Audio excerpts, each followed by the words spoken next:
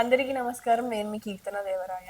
ఇవాళ మనము నక్షత్రాల ప్రకారంగా వాళ్ళకి శత్రు నక్షత్రాలేంటి, మిత్ర నక్షత్రాలేంటి, ఎలాంటి వాళ్ళతో కలిసి బిజినెస్ చేస్తే బావుంటుంది, ఎలాంటి వాళ్ళతో కలిసి మనం మ్యారేజెస్ చేసుకుంటే బావుంటుంది, లేదా ఎలాంటి పాజిటివ్ థింగ్స్‌కైనా, నెగెటివ్ థింగ్స్‌కైనా ఎలాంటి నక్షత్రాలు చూసుకొని మనం ఆ వర్క్‌ని స్టార్ట్ చేసుకుంటే బావుంటుందో వివరించడానికి వాళ్ళ మనతో పాటు మన స్టూడియోలో సెలబ్రిటీ ఆస్ట్రాలజర్ అయిన ఆర్‌బి సుధాకర్ ఉన్నారు.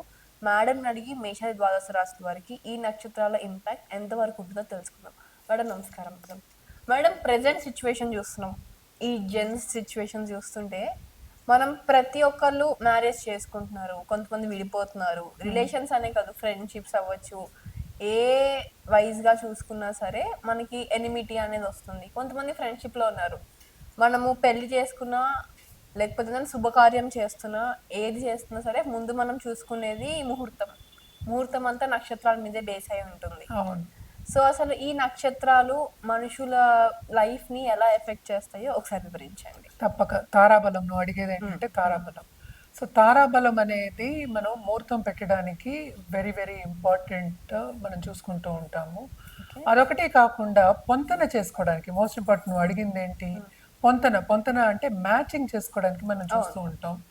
అంటే ఏంటి మ్యారేజ్ మ్యాచింగ్ ఒకటి కాకుండా మిగతా వాటికి కూడా మనం చూడొచ్చనమాట.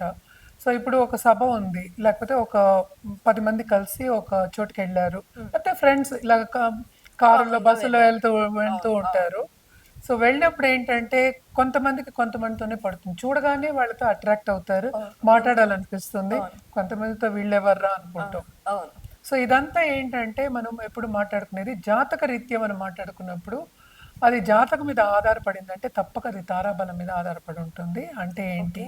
ఫస్ట్ తార అంటే ఏంటి అనేది చూద్దాం. తార అంటే స్టార్. స్టార్. స్టార్ అనేది ఏంటంటే కాన్స్టలేషన్ ఆఫ్ స్టార్స్. సో, వాటికి మనం పేర్లు ఇచ్చాం. అంటే అశ్విని, భరణి, కృతిక, రోహిణి, మృగశిర ఇలాగా మనకి తెలుసు. 27 నక్షత్రాలు ఉన్నాయి. ఒక్కొక్క నక్షత్రానికి 4 పాదాలు ఉన్నాయి. ఓకే. సో, ఈ 4 పాదాలతో 27 మల్టిప్లై చేస్తే మనకి 108 అయ్యాయి. సో, ఒక్కొక్క రాశిలో మనకి ఎన్ని ఉన్నాయి? 9 పాదాలు ఉంటాయి. అవును. సో, ఇది ఫస్ట్ అన్నమాట. సో, ఎవరైనా సరే పుట్టినరోజు అంటే జన్మ.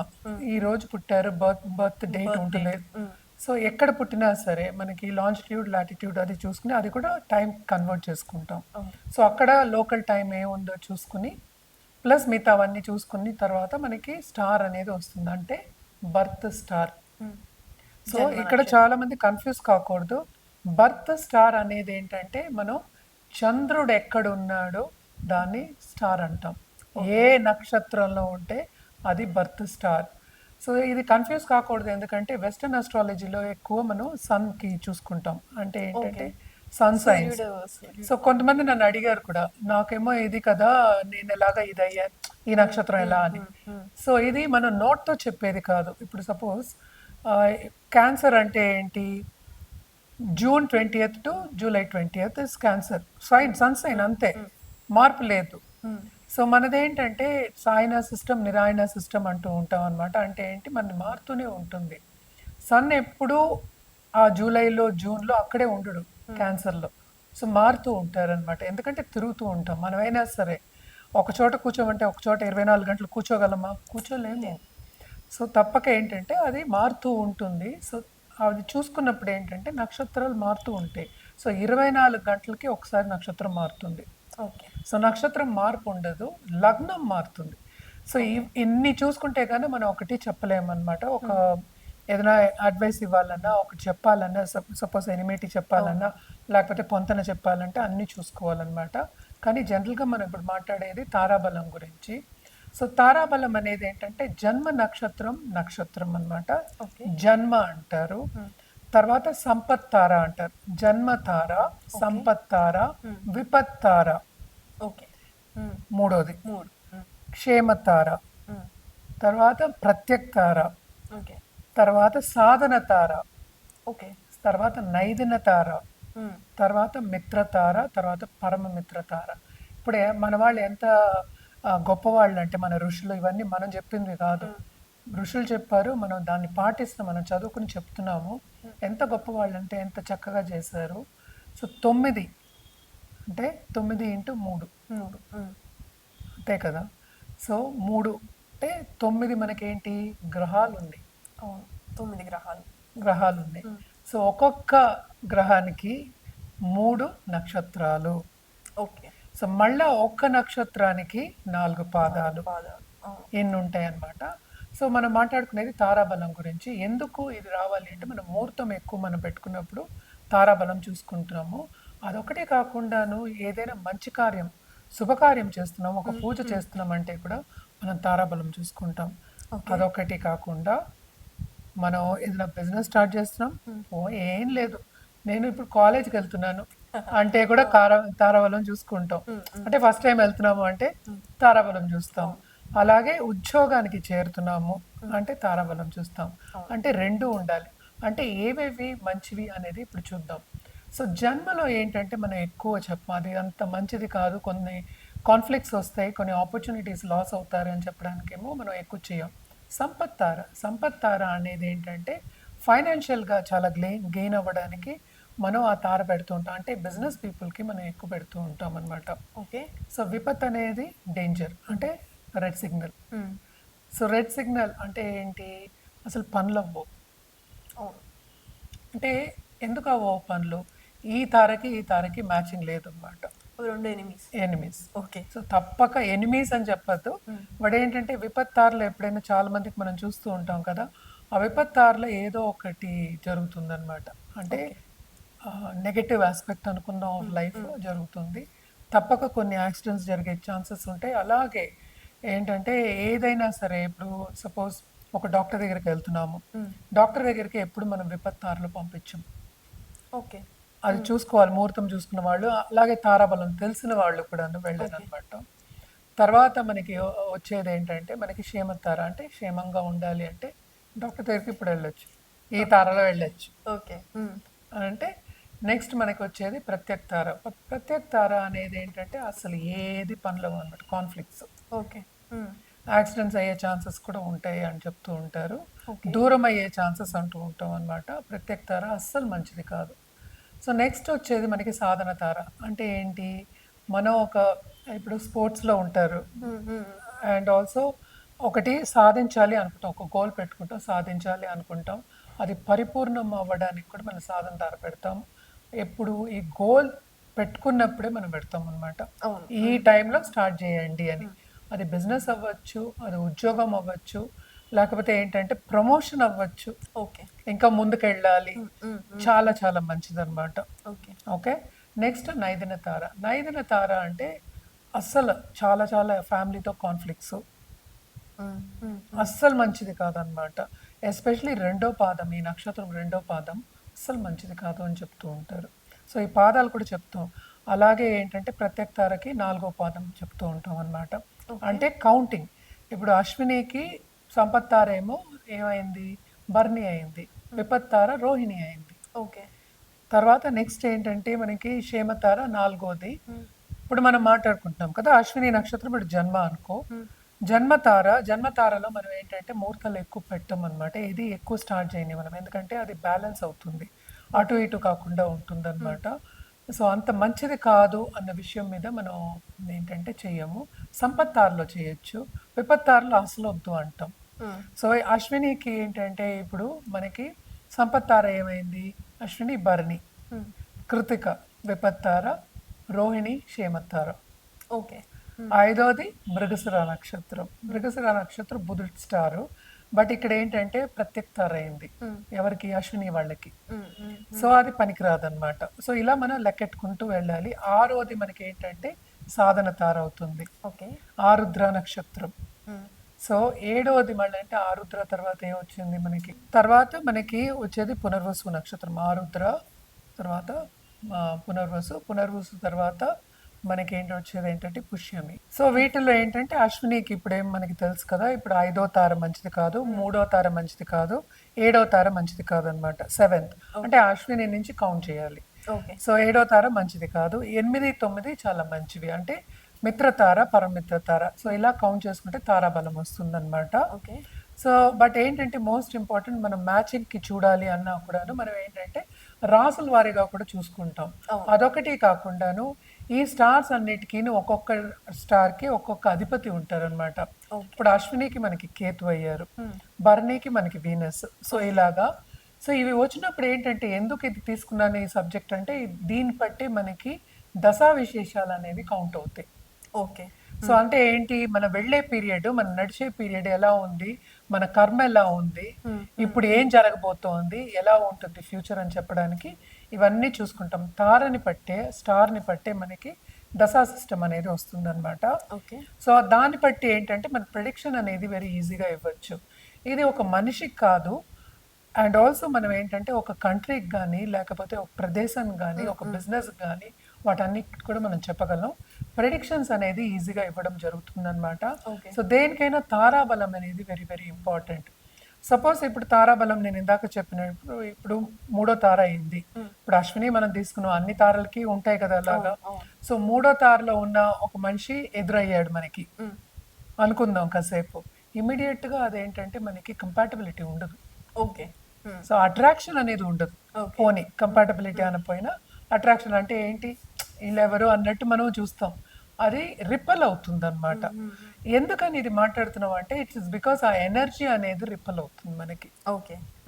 సో అలాగే 5వ తార అనుకుందాము, ఓకే. అలాగే నైదిన తార, ప్రత్యేక తార కూడా నైదిన తార. ఈ 3 వెరీ వెరీ ఇంపార్టెంట్. అలాగే జన్మలో ఉన్న వాళ్ళకి కూడా కొన్నిసార్లు జన్మ కూడా పడకపోవచ్చు అనమాట. ఓకే. ఇవన్నీ మళ్ళీ మనం ఏంటంటే మనం రాసుల వారీగా చూసుకోవాలి. ఇప్పుడు మనం ఇందాక మాట్లాడుకున్నాం కదా, అశ్విని భరణి కృతిక, మనకి కృతిక 1వ పాదం మనకి మేషంలో ఉంటాయి. సో మేష రాశి వాళ్ళకి అలాగే ఇప్పుడు కన్యా రాశి వాళ్ళకి కుదరదు. దాంట్లో ఉన్న స్టార్స్ హస్త నక్షత్రం ఉంటుంది, ఉత్తర ఉంటుంది దాంట్లో. సో అవి కొన్ని కుదరవు అనమాట. సో రిపెల్ అవుతాయి. అలా ఎందుకు రిపెల్ అవుతాయి అనేది ఏంటంటే బికాస్ 6, 8 అండ్ మనం ఏంటంటే 12 చెప్పుకుంటాం అనమాట. ఓకే. సో దాంట్లో ఉన్న తారలు కొన్నిసార్లు రిపెల్ అవుతాయి. అంటే రాసులు ఇప్పుడు మేషరాశికి 6వ రాశి మనకి కన్య అయింది, ఓకే. 8 ఏమైంది వృశ్చికం అయింది, 12 ఏమైంది మనకి మీనం అయింది. సో వీటిలో ఉన్న తారలకి వీళ్ళకి పొంతన ఉన్నప్పటికీ అంటే తారాబలం ఉన్నప్పటికీను కొంతవరకు పడదు అని చెప్తూ ఉంటాం. పడదు ఇన్ ద సెన్స్ మనం పెళ్ళికి కానీ కంపాటబిలిటీ మనం చెప్తాం. సో ఎక్కడ ఎలా ఉంది అని చూసుకుని దాన్ని బట్టి నువ్వు అడిగిన క్వశ్చన్కి ఆ పడపోవడం అనేది వస్తుంది, ఆ ఎనిమిటీ అనేది వస్తుంది అనమాట. ఇదంటే జనరల్గా మనం ఎందుకు చూస్తాము అంటే మోస్ట్ ఇంపార్టెంట్ ముహూర్తం కోసం, టైం కోసం. అంటే ముహూర్తం అంటే ఏంటి, మనం ఇంకా చాలా క్యాల్కులేషన్ ఉంటుంది. తారాబలం చూసినంత వరకు, ఎందుకంటే మనం ఏదైనా మంచి కార్యం చేయాలి అన్నా ఇదివరకు ఏంటి తారాబలం చూడకుండా బయటికి వెళ్ళేవాళ్ళు కాదు. ఇప్పుడు ఒకవేళ తారాబలంలో కనుక ఆ స్టార్స్ కి రెండు కంపాటబిలిటీ కరెక్ట్ గా లేకపోతే మనకి ముహూర్తంలో టైం మార్చుకుంటే అది ముహూర్తం ఎలా మారుతుంది? ముహూర్తం కూడా ఇప్పుడు తారే కదా. ఓకే. ఇప్పుడు మనం పెట్టే ముహూర్తము టైము అది తారే కదా, మళ్ళీ స్టారే కదా. ఓకే. సో అప్పుడు రాదు కదా, మ్యాచ్ అవ్వదంటే ఇంకా మ్యాచ్ అవ్వదు, దానికి ఏ సోర్స్ ఉండదు అంతే. ఇప్పుడు అలాగే కంపాటబిలిటీ ఇంకా చాలా దోషాలు అవన్నీ కూడా చూస్తాం అనమాట. ఓకే. సో జనరల్ గా మనం నువ్వు అడిగిన క్వశ్చన్ కి ఎనిమినిటీ ఎందుకు వస్తుంది అంటే it is because of that ఏంటంటే ఎనర్జీ రిపెల్. అంటే గ్రహాలు అంటే ఏంటి, ఎనర్జీయే కదా. గ్రహం పట్టుకుంటుంది ఎనర్జీ అన్ని అంటాం, ఇలా లాగుతుంది అంటాం అనమాట. సో ఆ గ్రహాలు కూడా ఎనర్జీయే. సో ఈ ఎనర్జీ రిపెల్ అవుతుంది. అలాగే స్టార్స్కి ఎనర్జీ ఉంటుంది, అన్నిటికీ ఎనర్జీ ఉంటుంది. సో బేసికలీ ఏంటంటే రిపెల్ అవుతుంది, పడదు. ఓకే. ఎక్కడో బ్యాలెన్స్ లేదు, బ్యాలెన్స్ తప్పుతుంది అంటే ఈజీగా అందరికీ అర్థం అవుతుంది. సో దాని తారాబలం. సో ఒక్కొక్క రాశి వాళ్ళకి అంటే ఇప్పుడు రాశిలో నేను చెప్పినట్టు 9 పాదాలు ఉంటాయి. ఇప్పుడు 3 పాదాలు మన కృతిక పక్క దాంట్లో ఉంటుంది, తర్వాత రోహిణి ఉంటుంది, తర్వాత మృగశిర ఉంటుంది, మృగశిర 2. సో అలాగా. సో ఇవి చూసుకున్నాము అంటే మళ్ళా ఏంటంటే అధిపతులు ఉంటారు ఒక్కొక్క రాశికి కాదు, నక్షత్రానికి అధిపతి ఉంటారు. మళ్ళీ అధిదేవతలు ఉంటారు, దేనికి ఎవరికి ఏం చేయాలి, ఎలా చేయాలి అనేది కూడా వెరీ వెరీ రెమెడియల్ మెషర్స్ కూడా వెరీ వెరీ ఇంపార్టెంట్ అనమాట. కానీ జనరల్గా నువ్వు అడిగిన క్వశ్చన్కి ఎనిమిటీకి కంపాటబిలిటీకి తారాబలం అనేది వెరీ వెరీ ఇంపార్టెంట్. అండ్ తారాలు స్టార్ మ్యాచింగ్ కానీ కంపాటబిలిటీ కానీ ఈ మనం చెప్పిన ఈ స్టార్స్ ఎలా ఉంటుంది అంటే ఏంటి, జన్మ సంపత్, విపత్ ఇవన్నీ ఉన్నాయి కదా! ఇవన్నీ చూసుకున్నప్పుడు మనకి తెలిసిపోతుందనమాట. ఓకే. అదొకటి కాకుండా మ్యారేజెస్ కూడా ఈ మధ్యన చాలామంది ఇవన్నీ చూసుకోకుండా చేసుకుంటున్నారు. అవును. అవును. కొన్నయితే బాగా సక్సెస్ అవుతున్నాయి. కొన్నేమో అసలు చేసుకోగానే విడిపోతున్నారు. ఓకే. లవ్ మ్యారేజ్ అంటారు మళ్ళా. అంటే లవ్ మ్యారేజ్ అంటే అట్రాక్ట్ అయ్యే కదా చేసుకున్నారు. అవును. అయినా కూడా అవ్వదు. కంపాటబిలిటీ ఉండదనమాట. సో చాలా మట్టుకు ఇవన్నీ మనం చెప్పేది ఏంటంటే, మన ఋషులు వాళ్ళు చెప్పింది, మన పెద్దలు చెప్పింది, మన స్క్రిప్చర్స్ చెప్పింది మనం చెప్తున్నాం. మనం కొత్తగా ఏమీ మ్యానుఫ్యాక్చర్ చేసి కొత్తగా చెప్పట్లేదు. సో అలాగే మోస్ట్ ఇంపార్టెంట్ ఏంటంటే చైల్డ్ బర్త్ కూడా ఇప్పుడు పెట్టుకుంటున్నారు. ఎందుకంటే ఇదివరకైతే మనకి తెలీదు. నార్మల్ డెలివరీస్ అయ్యాయి. ఎప్పుడు అయ్యేవి కూడా తెలీదు. తెలీదు. అవును. ఇప్పుడేంటి మనకి చాలా మెడికల్ ఫీల్డ్ కూడా అడ్వాన్స్‌మెంట్స్ వచ్చేసాయి. సో చాలామంది ఏంటంటే మనకి దీనికే సిజేరియన్‌కి, సెక్షన్‌కి వెళ్తున్నారు. సి సెక్షన్స్‌కి సెక్షన్‌కే వెళ్తున్నారు. వెళ్తున్నారు. అవును. సో దానికి కూడా ముహూర్తాలు పెట్టవలసి వస్తుందన్నమాట. సో ఇవన్నీ కూడా మోస్ట్ ఇంపార్టెంట్. ఈ టైంలో పుట్టితే, ఈ తారలో పుడితే బావుంటారు. ఆ దశలు బావుంటాయి. అదొకటే కాకుండా ఎక్కడెక్కడ ఈ గ్రహాలు వేరే ఎక్కడెక్కడ ఉన్నాయో చూసుకుని దాన్ని బట్టి మనం ముందుకెళ్ళడం అనేది వెరీ ఇంపార్టెంట్. ఎందుకంటే టైం అనేది వెరీ ఇంపార్టెంట్. మనం నడిచేది కూడా టైంలోనే. సో అప్పుడు మన కర్మని మంచిగా చేసుకోవాలి అన్నప్పుడు మంచి కార్యాన్ని మొదలెట్టడానికి మంచి టైం చూసుకోవడంలో తప్పేంటి? అవును. హ్మ్. సో తప్పక అది చూసుకోవాలి. అలాగే ముహూర్త బలం చూసుకోవాలి, తారాబలం చూసుకోవాలి. ముహూర్తం బాగున్నప్పుడు ముందుకు సాగితే మనకి సక్సెస్ అనేది ఈజీగా వస్తుంది. ఓకే. ఇప్పుడు మనం మేష ద్వాదశ రాశి వారికి అంటే ఏ నక్షత్రంకి ఇప్పుడు మిత్ర నక్షత్రాలేవో, శత్రు నక్షత్రాలేవో, శుభ నక్షత్రాలేవో ఒకసారి మనం తెలుసుకుందాం. మేడం ఇప్పుడు మేషరాశిలో ఉన్న అంటే మేషరాశితో జాతకులకి లేడీస్ అయినా జెంట్స్ అయినా జనరల్ గా అందరికి ఒకటే జాతకం ఉంటుందని చెప్తారు. అవును. సో ఇప్పుడు మేషరాశిలో ఎవరైతే ఉన్నారో వాళ్ళ మిత్ర నక్షత్రం ఏంటి? ఇప్పుడు ఆ మిత్ర నక్షత్రంలో కనుక ఉంటే వాళ్ళ లవ్ లైఫ్ అవ్వచ్చు, లేకపోతే రిలేషన్స్ అవ్వచ్చు. ఎలా ఉంటుందో ఒకసారి వివరించండి. తప్పక. మిత్ర నక్షత్రాలు అనేప్పటికి మనం ఏంటంటే, ఈచ్ నక్షత్రానికి అన్ని చెప్పుకోవాల్సొస్తుంది. So, okay. జనరల్‌గా చెప్పాలి అంటే కనుక, నేను ఇందాక చెప్పినట్టు 8దో నక్షత్రం, 9దో నక్షత్రం చాలా చాలా మంచిది. ఓకే. అంటే ఏంటంటే మిత్రతార, పరమిత్ర తార. సో, మిత్రతారలో పెళ్లి చేసుకుంటే, లేకపోతే మిత్రతార వాళ్ళు రిలేషన్‌షిప్‌లో ఉంటే కనుక ఈ నక్షత్రాల వాళ్ళు ఎందుకంటే, ఒక రాశిలో మనకి ఇందాక మనం మాట్లాడుకున్నాం 9 పాదాలు ఉంటాయి. జనరల్‌గా 3 నక్షత్రాలు. సో, నేను అదే చెప్పాను. ఎంత చక్కగా చేస్తారు మనకి పెద్దవాళ్ళు అని చెప్పేసి. అవును. అవును. సో, ఈ మిత్ర నక్షత్రంలో ఉన్న వాళ్ళని పెళ్లి చేసుకుంటే చాలా చాలా మంచిది. ఓకే. చాలా అంటే కంపాటబిలిటీ అనేది చాలా ఎక్కువ ఉంటుంది. పరమమిత్ర తారలో కూడా అలాగే ఉంటుందన్నమాట. కానీ మిత్రతార అని ఎందుకు చెప్తున్నాను అంటే, అటు సన్నిహితంగాను ఉండాలి. అప్పుడప్పుడు మనం అదుపులో పెట్టాలి గూడా. ఓకే. సో, ఎవరైనా సరే అది ఆడ అవ్వచ్చు, మగ అవ్వచ్చు. ఓకే. అంటే కంట్రోల్ అనట్లేదు నేను. కొంచెం ఏంటంటే వాళ్ళకి అడ్వైస్ ఇచ్చేటట్టు అట్లా చెప్తే అది మిత్రులే చేయగలరు. పరమమిత్ర తార అంటే వెరీ క్లోజ్ ఫ్రెండ్స్ కదా! ఏదైనా చెప్పుకోవచ్చు, తిట్టుకోవచ్చు కూడా. అంటే సీరియస్‌గా తీసుకోము కదా! అవును. సో, అందుకోసం చెప్పడం అనమాట. అండ్ ఆల్సో ఏంటంటే జన్మ మనం ఎక్కువ ఇప్పుడు సపోజ్ భరణి నక్షత్రం ఉంది. జన్మ నక్షత్రం భరణి నక్షత్రం. రెండో స్టార్ మనకి కృత్తిక అయింది. అలాగా. 2 అంటే సంపత్ తార అలాగనమాట. సో, అలాగే మనం చూసాము అంటే ఇప్పుడు 9 గ్రహాలు ఉన్నాయి. సో, ఇప్పుడు నేను ఇందాక చెప్పినట్టు అశ్విని నక్షత్రంకి కేతు. సో, మిత్రతార అయ్యేవి స్టార్స్ ఏంటంటే పరమిత్ర స్టార్స్ అంటే ఏంటంటే అని చూద్దాం. అంటే ఏంటి బుధుడు స్టార్స్, ఓకే. అలాగే శని స్టార్స్. వీళ్ళకి ఏంటంటే మిత్రతార, తారల అంటే పరమిత్ర తార, మిత్రతార అనుకుందాం. ఇవి అవుతాయి అన్నమాట. అంటే ఏంటి ఉత్తరాభద్ర నక్షత్రము మనం చెప్పొచ్చు, రేవతి నక్షత్రము, అటేమో ఆశ్లేష నక్షత్రము. ఓకే. సో, ఇవన్నీ కూడా వాళ్ళకి బాగుంటుంది. అంటే పుష్యమి నక్షత్రం చెప్పొచ్చు. ఓకే. సో, ఇవన్నీ ఏంటంటే వీటికి సూట్ అవుతాయి అన్నమాట. దేనికి అశ్విని నక్షత్రంకి. సో, మిత్రతారని చేసుకుంటే వీళ్ళకి మిత్రతార వాళ్ళు రిలేషన్‌షిప్‌లోకి వస్తే కనుక తప్పక అది లాంగ్ టర్మ్‌గా రిలేషన్‌షిప్ వెళ్తుంది, బావుంటుంది. అండ్ ఆల్సో వాళ్ళు ఏంటంటే సన్నిహితంగా ఉండడం, హ్యాపీగా ఉండడం అనేది జరుగుతుంది. సపోజ్ వీళ్ళందరూ వచ్చారు, ఇలాగే అవుతోంది, మనకి తారాబలం ఉంది, మనం పొంతన చేసుకున్నాం, మ్యాచింగ్ చేసుకున్నాం, అన్నీ చేసుకున్నప్పటికీను ఎప్పుడు ఒకలా ఉంటుందా? ఉండదు. ఎత్తు తగ్గులు అనేది ఏమవుతుందంటే మనకి దశా సిస్టమ్ ఇందాక చెప్పినట్టు ఆ దశల్ని బట్టి మనకి ఎత్తు తగ్గులు అనేది వస్తుంది. అదొకటే కాకుండా ఆ టైంలో నడుస్తున్నాం కనుక అదొకటి కాకుండా మన పరిస్థితుల ప్రభావం మూలాన్ని కొన్ని ప్రాబ్లమ్స్ వస్తూ ఉంటాయి. సో ఎప్పుడు ఒకేలా ఉండాలి అని అనుకోకూడదు. బట్ ఏంటంటే కలిసి ఉండాలి అనుకోవాలి. అది మోస్ట్ ఇంపార్టెంట్. సో కంపాటబిలిటీ ఎందుకు చూస్తాము అంటే లాంగ్ టర్మ్‌గా కలిసి ఉండడానికి మనం చెప్తూ ఉంటాం అన్నమాట. ఓకే. మ్యారేజ్‌కి కూడా అందుకే చూసుకుంటాం. ఆ మ్యారేజ్‌కి చూసుకున్న తర్వాత ఈ ఇద్దరికీ అనుకూలమైన ఒక నక్షత్రంలోనే పెళ్లి ముహూర్తం కూడా పెట్టడం అనేది జరుగుతుందన్నమాట. ఓకే. ఇప్పుడు మీరు చెప్పారు కొన్నిసార్లు సిట్యుయేషన్స్ అటు ఇటు అవ్వచ్చు, ఇంబాలెన్స్ అవ్వచ్చు.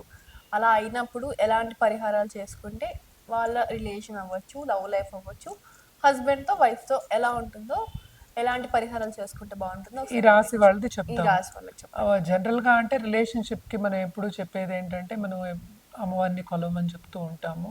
అలా కాకుండా స్వయంవర పార్వతి కూడా చేసుకోవచ్చు. అండ్ ఆల్సో ఒకటేంటంటే, ఎప్పటికైనా సరే కుమారి పూజలు చేసినప్పుడు తప్పక వీళ్ళది రిలేషన్‌షిప్ అనేది బావుంటుంది. ఎప్పుడైనా సరే రిలేషన్‌షిప్ నిలవాలి అంటే మనకి ఒక బంధం అనేది ఉండాలి. అదే పిల్లలు. సో, అందుకనే ఎప్పుడు మనం జాతకం చూసినా కూడా తారాబలం ఉందా అని చూసి తర్వాత వాళ్ళకి పిల్లలున్నారా లేదా?